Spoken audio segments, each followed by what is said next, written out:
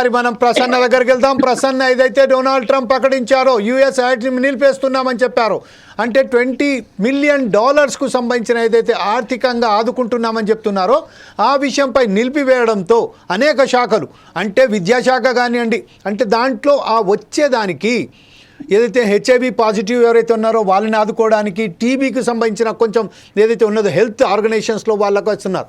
అంటే ఈ నేపథ్యంలో ఇప్పుడు $20 మిలియన్ ఏదైతే ఆపేశారో అలా ఇద్దరు, ఇటు కాంగ్రెస్ ఇటు బీజేపీ ఒకరి మీద ఒకరు నిందలు వేసుకుంటూ పోతున్నారు. మేమంటే మేము దుర్వినియోగమైంది అంటే మేము దుర్వినియోగమైందని చెప్తున్నారు. ఈ విషయంపై ఒక బ్రీఫ్గా కొంచెం ఇన్ఫర్మేషన్ దీనికి సంబంధించిన మనం ఫుల్ డిబేట్ ఈరోజు సాయంత్రానికల్లా, లేకుంటే రేపు సండే స్పెషల్ డిబేట్ కూడా పెట్టే అవకాశం ఉంది. కాబట్టి ఇప్పుడు బ్రీఫ్గా మీరు చెప్పండి కంక్లూజన్గా.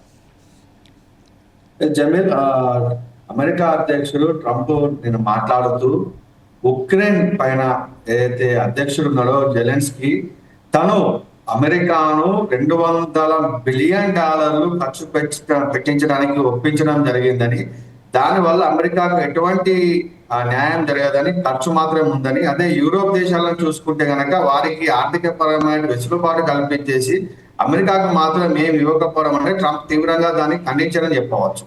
ఏది తాను గెలవలేనని యుద్ధంలో $1 బిలియన్ పెట్టుబడి పెట్టించడం జెలెన్స్కీ మాత్రమే చెల్లిందని, అమెరికాను ఒప్పించడము, వనరుల కేటాయింపు కానివ్వండి, లేకపోతే యూరోప్తో సమానంగా ఆర్థిక సహకారం లేకపోవడాన్ని ట్రంప్ ప్రశ్నించారని చెప్పవచ్చు. ఎన్నికలు లేకుండా జెలెన్స్కీ నియంత అని కూడా ట్రంప్ అన్నారని మనం చెప్పవచ్చు. సోషల్ మీడియా ప్లాట్ఫామ్ అయినటువంటి ట్రూత్ సోషల్లో ఒక పోస్టును ట్రంప్ ఇలా షేర్ చేశారని చెప్పవచ్చు.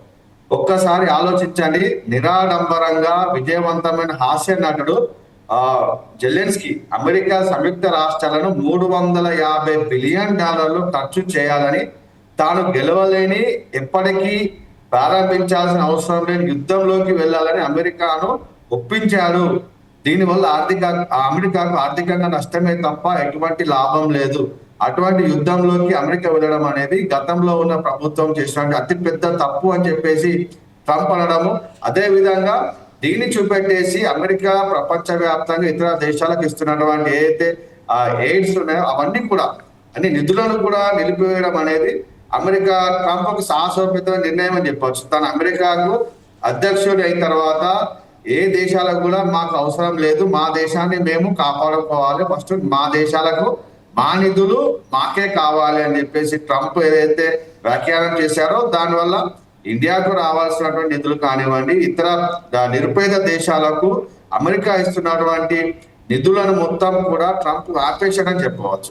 దీనివల్ల ప్రపంచ దేశాలన్నీ కూడా తీవ్ర ఇబ్బందులు ఎదుర్కొనే పరిస్థితులు తలెత్తాయని కూడా చెప్పవచ్చు. Jameel, thank you very much Prasanna. ఈ రోజు గ్రౌండ్ రిపోర్ట్ కార్యక్రమంలో మనం పూర్తిగా విశ్లేషించడానికి, గ్రౌండ్ రిపోర్ట్ సేకరించి మీ ముందు పెట్టడానికి ప్రయత్నం చేశాము. ఇందులో ఏదైనా సలహాలు సూచనలు ఇవ్వదలుచుకున్న వారు ఫోర్సైజ్ టీవీ సంప్రదించింది ఏదైతే బాక్స్ ఉన్నదో ఆ కామెంట్ బాక్స్లో మీరు కామెంట్స్ చేసి మమ్మలను ఆశీర్వదిస్తారని భావిస్తూ ఈరోజు పాల్గొన్నందుకు ప్రసన్న, సుధాకర్, రాఘవ, సతీష్ అలాగే భరత్కు ప్రత్యేక ధన్యవాదాలు చెప్తూ రేపు మరొకసారి మీ ముందుకు వస్తాం. అప్పుడు దాకా చూస్తూనే